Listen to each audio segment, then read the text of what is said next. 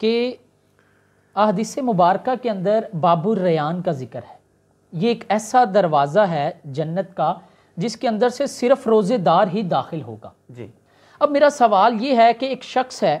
جو منافع خوری کرتا ہے، جو ذخیرہ اندوزی بھی کرتا ہے، جو جھوٹ بھی بولتا ہے، یا پھر وہ کوئی اور نیک کام خاص نہیں کرتا، لیکن وہ رمضان کے اندر روزے رکھتا ہے 30 کے 30 روزے، اس کے ساتھ وہ تراویح بھی ادا کرتا ہے، تو کیا وہ شخص باب الریان سے جنت کے اندر داخل ہوگا؟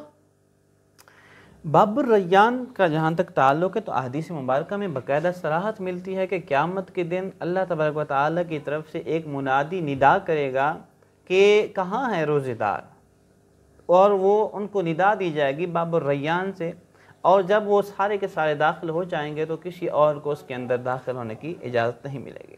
تو یہ تو ہو گئی روزے داروں کی فضیلت کہ اللہ تعالیٰ ان کو باب الریان سے داخل فرمائے گا. جہاں تک آپ کے سوال کا تعلق ہے کہ وہ بندہ جو سارا سال کچھ بھی نہیں کرتا، یعنی نماز نہیں پڑھتا اور زکوٰۃ بھی نہیں دیتا، بعض اوقات حج فرض ہونے کی صورت میں حج بھی نہیں ادا کرتا، منافع خوری بھی کرتا ہے، رشوت سود کے لین دین بھی وہ کرتا رہتا ہے، تو آیا کہ اب وہ رمضان میں صرف 1 ماہ روزے رکھ کر وہ اس سے کامیاب ہو سکتا ہے؟ تو جہاں تک اس بات کا تعلق ہے تو میرا مالک بڑا رؤوف الرحیم ہے، کریم ہے. وہ چاہے تو 100 قاتلوں کے قتل کر، یعنی 100 بندوں کے قتل کرنے والوں کو بھی اللہ تعالیٰ اس کو بخش دیتا ہے، اس پر رحم فرما دیتا ہے.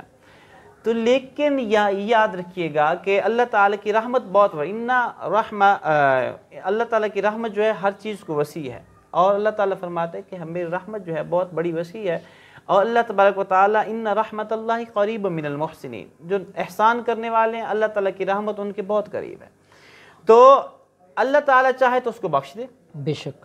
اور اللہ تبارک و تعالیٰ اگر اس کو عذاب دینا چاہے تو یہ بھی یاد رکھیے گا قرآن پاک میں جہاں اس کی رحمت کے تذکرے ہیں وہاں پر اس کے عذابات کے بھی تذکرے ہیں. اللہ تعالیٰ فرماتا ہے اِنَّ بَطْشَ رَبِّكَ لَشَدِيدٌ، کہ بے شک تیرے رب کی پکڑ بہت شدید ہے، اور جب وہ پکڑنے پر آتا ہے کسی قوم کو تو بے چھوڑتا نہیں. اللہ تبارک و تعالیٰ اگر چاہے تو اس کو بروز قیامت اس کے جتنے اور گناہ ہیں وہ ان کی سزا دے کر پھر باب الریان سے داخل کر دے. یہ مالک کی مشیت پر موقوف ہے، وہ اس کو جو کرنا چاہے.